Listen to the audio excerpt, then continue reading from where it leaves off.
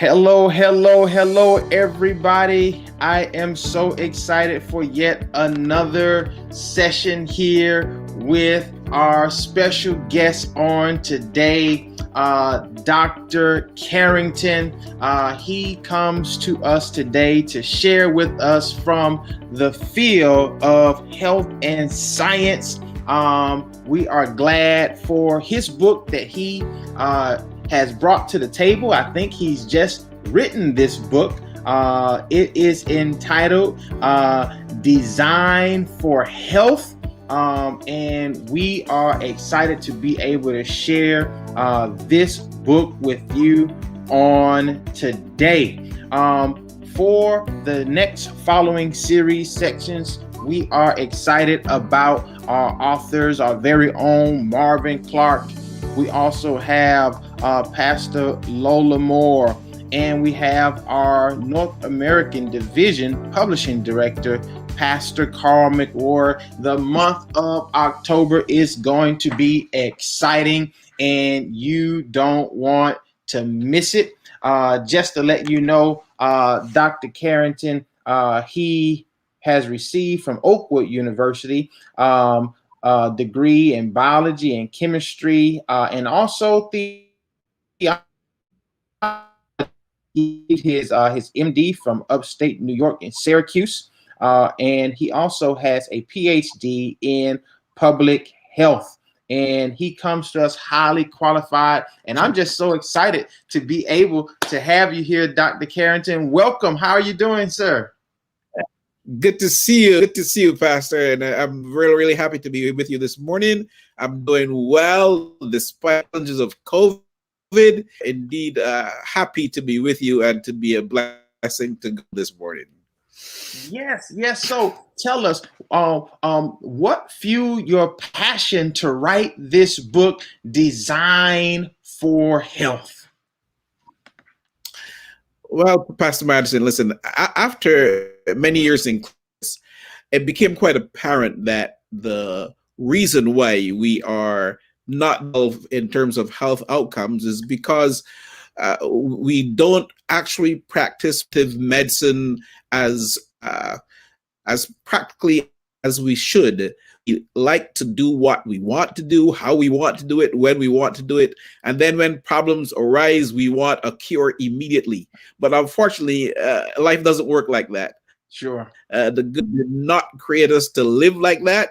And when we sin, we die. The Bible says the soul that sinneth it shall surely die. When we make mistakes, we pay for them. The Bible also says, whatever you sow, reap. So if you eat bad, you're going to reap bad health. You know, it's just the natural laws of living that the Creator made. So the designer for our health is the one who created the dimensions in which we should behave. And when we fail to follow the designer's plan, we reap those rewards. That's why the book is called Design for Health, because I want people to recognize that they need to follow the designers. When they follow the designer's plan, that is the best way to ensure quality health.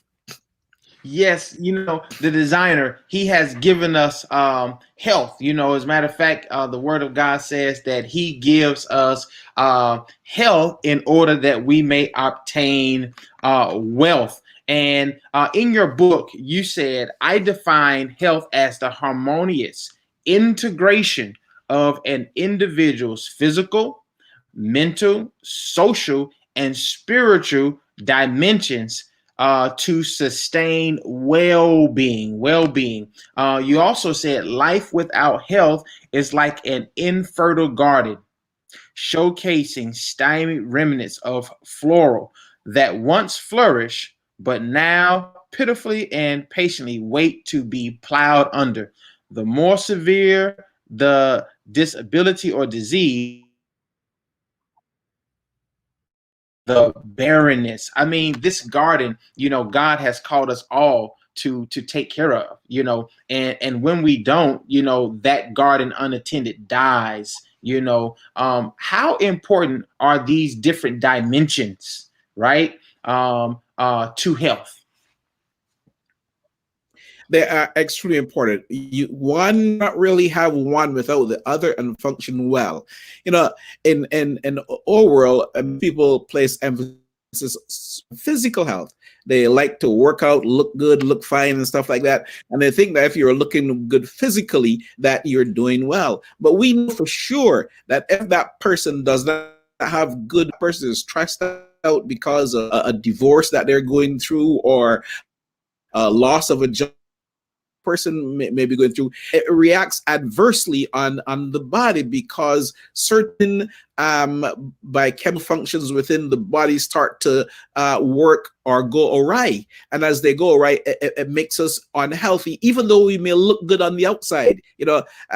And the same thing may happen if we are not having good social, when we are lonely and feeling socially compromised, we are not the healthiest persons in the world. And above all, if we do not have spiritual health, we are, at least in my opinion, not at all healthy.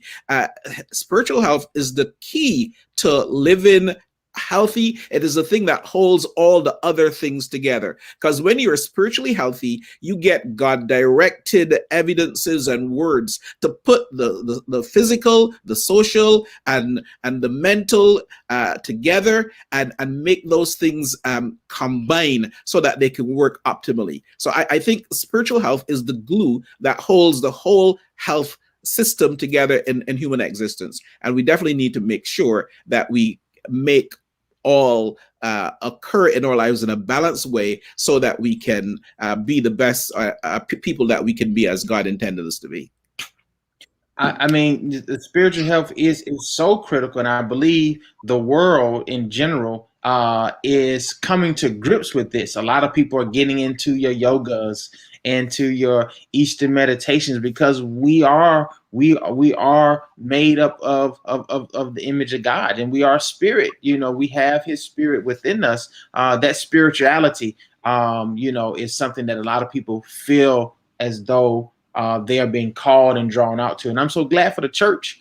There's some science to just the social interactions of being in church. Mm-hmm. Yes, I'm sure you've crossed that research or two. You said living healthy requires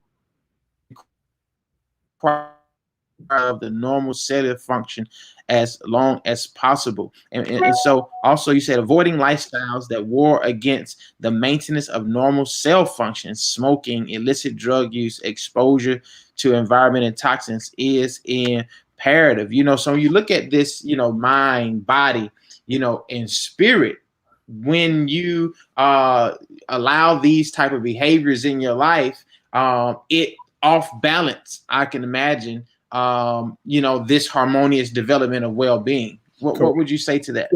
Yeah, but as you just read that quote, every cell in our body is like an individual entity, and as we work to keep those cells healthy, we keep our bodies healthy. The minute one cell becomes dysfunctional, it can affect other cells and cause dysfunction in other cells. We see this in nature. If you have one bad apple in the barrel, spoil the whole barrel. And the reason why we get cancers and stuff like that is because cells start working awry. They don't function normally, and as they function abnormally, they hurt other cells and destroy the body. So when we smoke, when we get exposed to environmental toxins or use illicit drugs, affect the body adversely, and that affects cells abnormally, then those cells can mutate and become damaged. And as they become damaged, they then become cancerous, or they die, and they cause us to age faster. Diseases that cause like cancers. Definitely do not want that to happen. Also,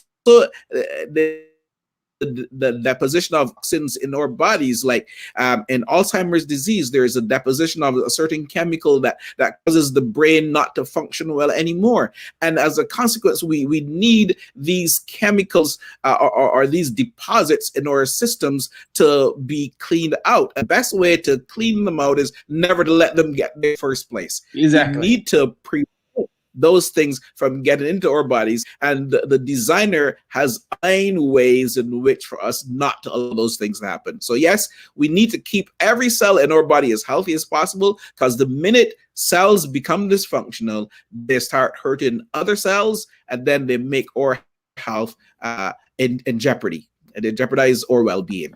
I mean, I love the way you said that. You summed it up here. You said living healthy is not a comportment that can be left to chance, right?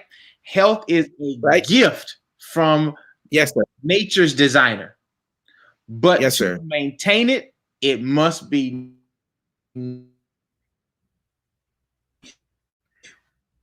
we have to learn, right, how to manage this fearful and wonderfully made body that God has given unto us. And this book really gives a lot of knowledge, that just not information, but that is transformational.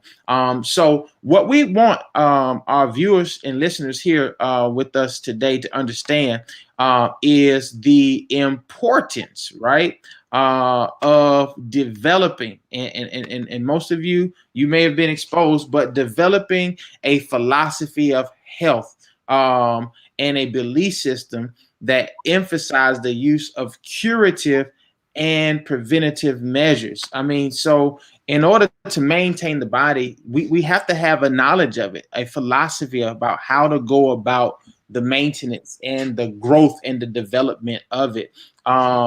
Speak to us about the role that religion has played in the development of these philosophies, and how Adventism, God has placed us at the center as an example of developing this philosophy to help us maintain this body. Yes, sir.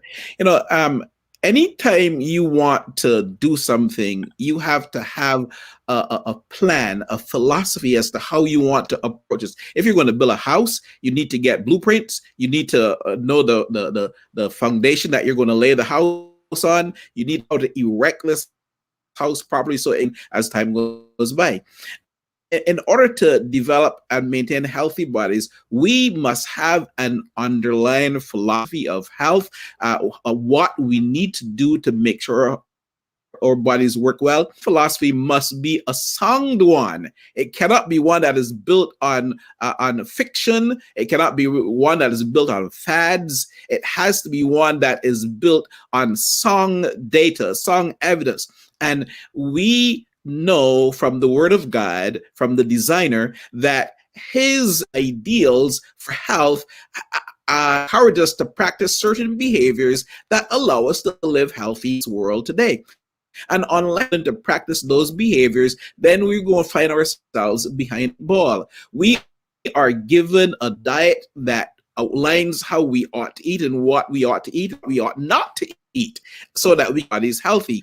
We are given ideals on how to reduce stress in our bodies, how to depend upon the Almighty God, how to come apart and rest, and given the idea of a Sabbath rest that comes once a week, that we can separate ourselves stress and trauma of this world and build a deeper and more meaningful relationship with our God.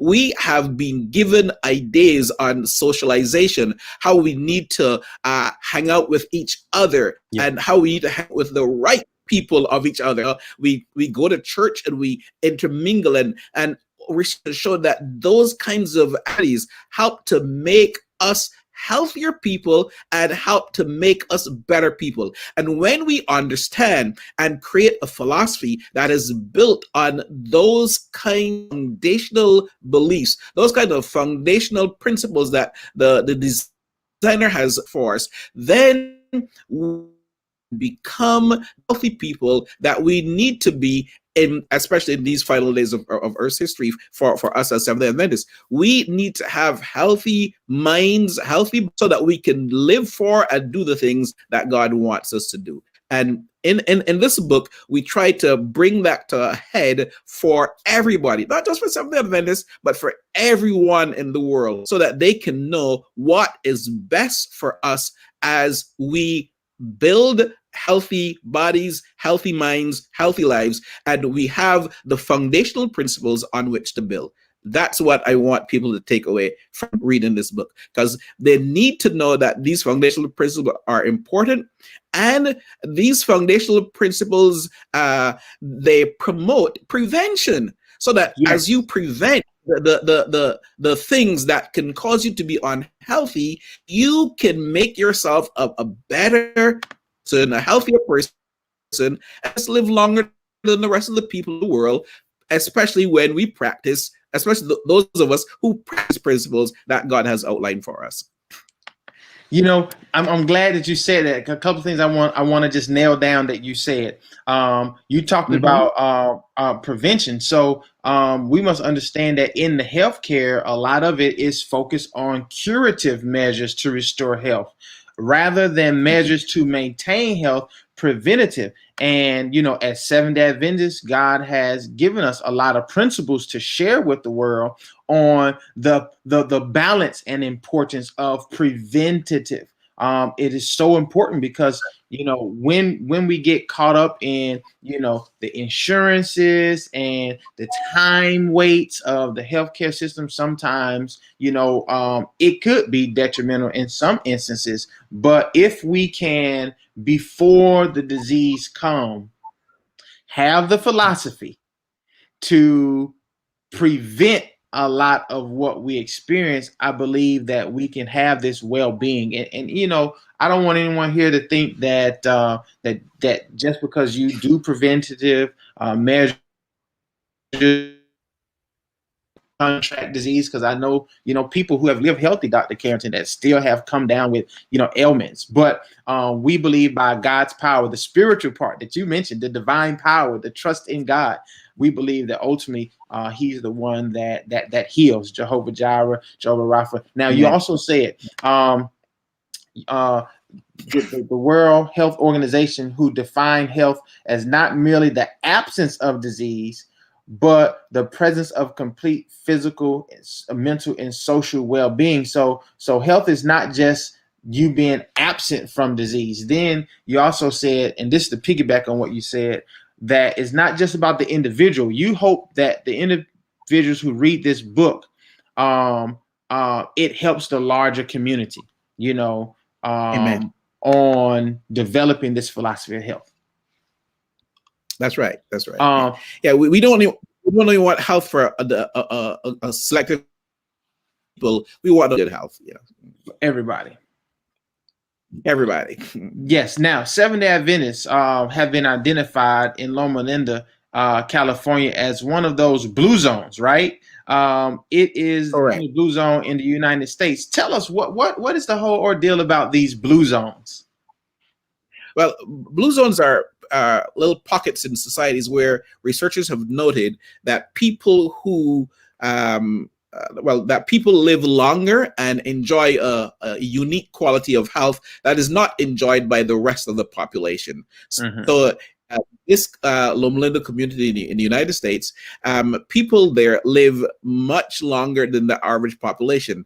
The average lifespan in the United States for probably for a male is about 84 years or so, but in Loma Linda you can find living up into the 90s and stuff like that, which usually probably 5 to 7 years longer than the typical population. And for women, it can even be longer. So people tend to live a healthier and more vibrant life when they live in these blue zone areas, and they have, you know, better quality of life, basically, as life goes on.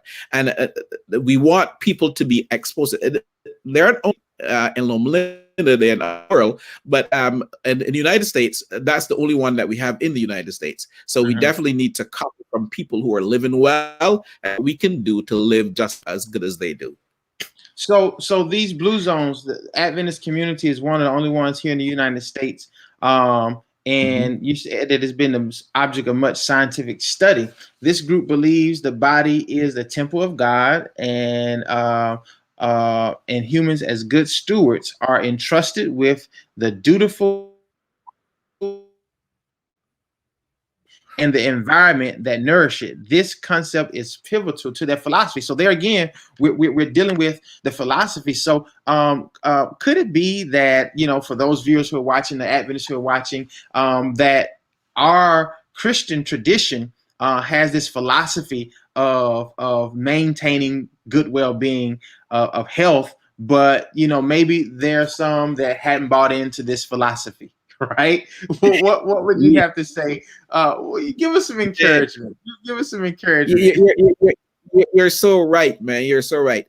And I guess this is a characteristic of human nature for a long time. When even though God outlines for us the way how we ought to behave, then we decide that we know better and we're going to choose another way to behave. It starts even the Garden of Eden, same thing. I have Jewish friends who eat pork, and they know that they're not supposed to eat pork because the Bible not to do that, And these guys are Jewish physicians who do this, and of all people, they should know better. Yeah, So people tend to be disobedient because they want to pursue their own beliefs, but God does not want us to do that. When we choose His philosophy, we need to live by His philosophy, live by His guidelines. And I can guarantee you, just like we see in the blue zones, that we will see people living healthier, more productive lives, and that their quality of life will improve if they follow the designer's plan.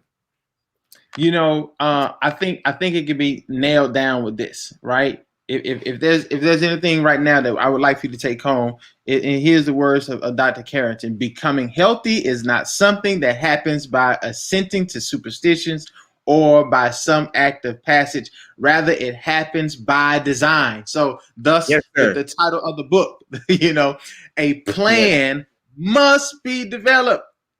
Yes. People, get a plan, right? Get a plan. Plan your food. Health by choice, not by chance, right?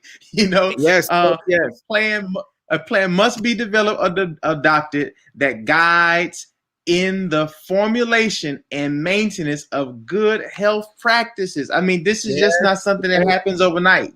Get you some vegetables, right? Give us a recommended diet, Doc. Just some essentials that you would recommend to us. To help in prevention. Just a simple diet. Talk to us. The plan must be one that affects all areas of health, for your spiritual health, for your social health, for your physical health, for your emotional health. You have to make sure that there's a plan for all these things. But with regards to the physical health, as we plan, one of the most important things that we could do to maintain physical health is to plan the foods that we are going to eat. And we have sound advice that when we have a plate, that at least 50% of that plate should be fruits and vegetables, and that we should mix the colors. It should not be the same color every day or the same color only. We should mix the different colors of those fruits and vegetables that we eat on a daily basis.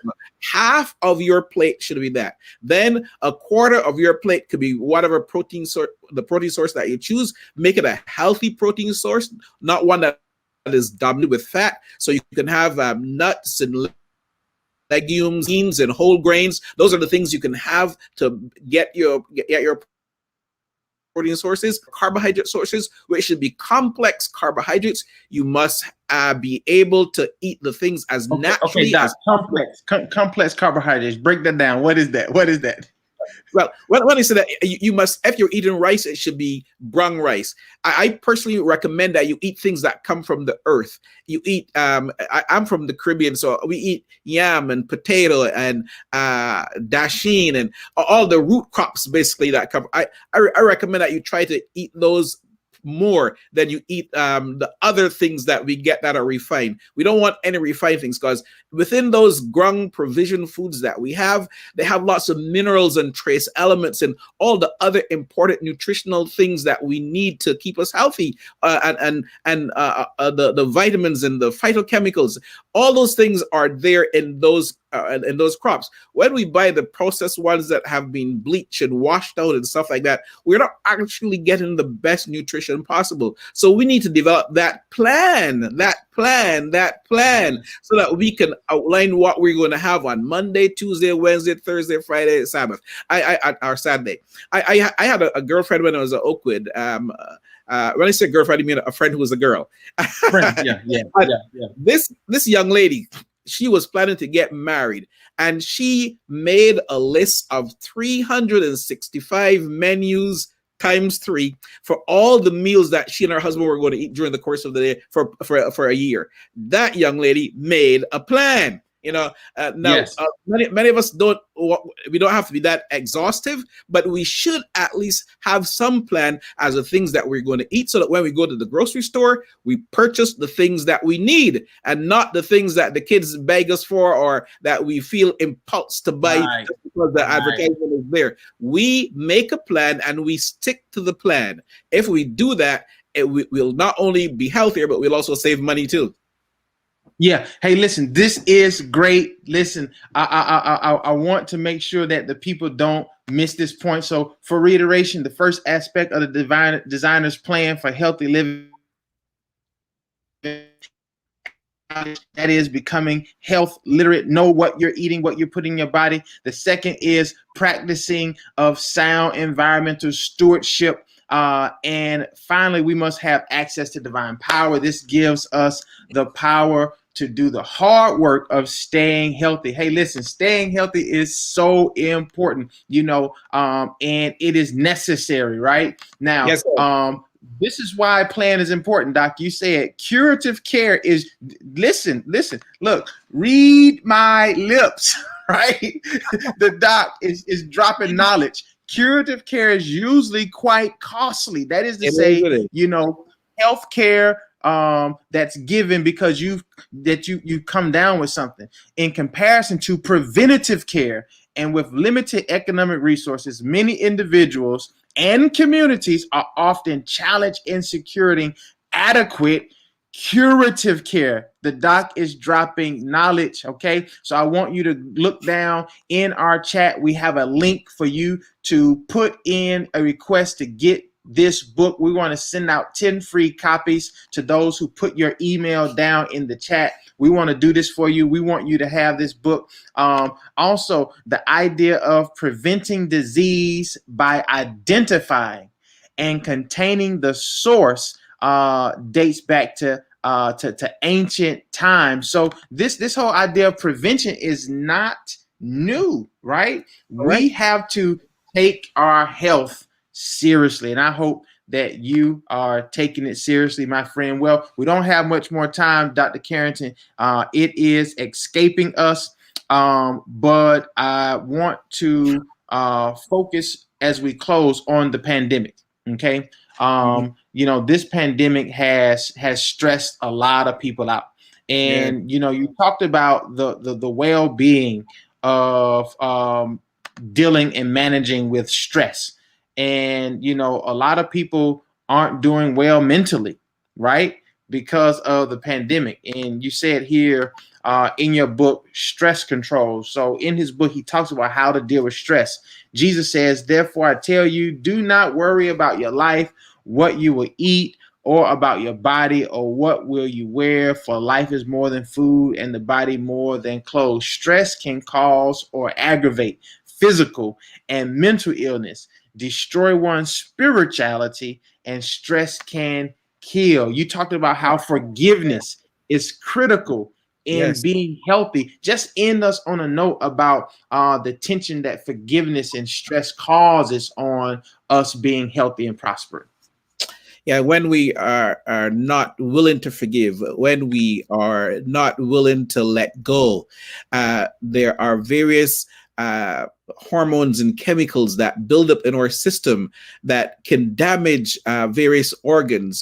For instance, when you have chronic stress and this builds up, you have higher circulating levels of cortisol, and cortisol leads to increased blood sugar secretion and increased blood pressure. And all these side effects of it can lead to diabetes and hypertension and heart attacks, and ultimately cause people to die. And that's not the only hormone or only chemical that is produced. There are many other chemicals that stress produces in a person's body. And as a consequence, we suffer as a result of not controlling stress. So yes, we need to cast all our cares on Jesus. We need to learn to forgive others and move forward by the grace of God and let him work in our lives to dominate our lives and love him and serve him most. Hey, listen, I tell you, that is amazing. I want to thank you so much for coming on our show. We have so much more to talk about. We can another time, man, if you need me. Yes. I want to end on this note. I want to end on this note here. You said in your book to seek professional advice.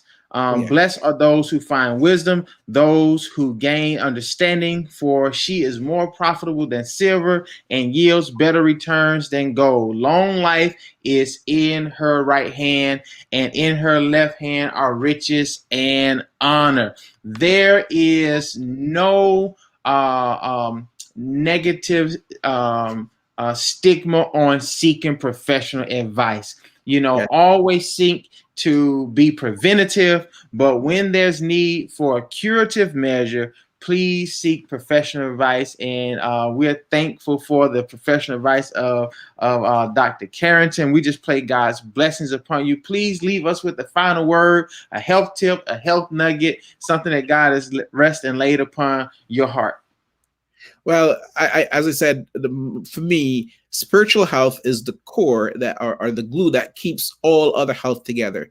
And as a consequence, I would encourage each one to develop a meaningful relationship with the designer, because as we do that, we're able to better implement all the principles that we gain from his word and also from the scientific community that lives around us. So we definitely need to build a meaningful and deep relationship with our Creator. And as we do that, we can become the best people ever on earth, living the healthiest lives and bringing blessings to other people in our community. And that's what I'd like to see happen. Thank you so much, Dr. Carrington. This is our time. Go put your email in the chat. We have 10 free copies we want to send out to the first that put their email. We're going to send you the Kindle copy, Design for Health. This book is amazing. I learned a lot. I am a better person for having read it. And we thank you so much for your time, Dr. Carrington. On next week, please join us again with our very own Pastor Marvin Clark. We look forward to hear from him.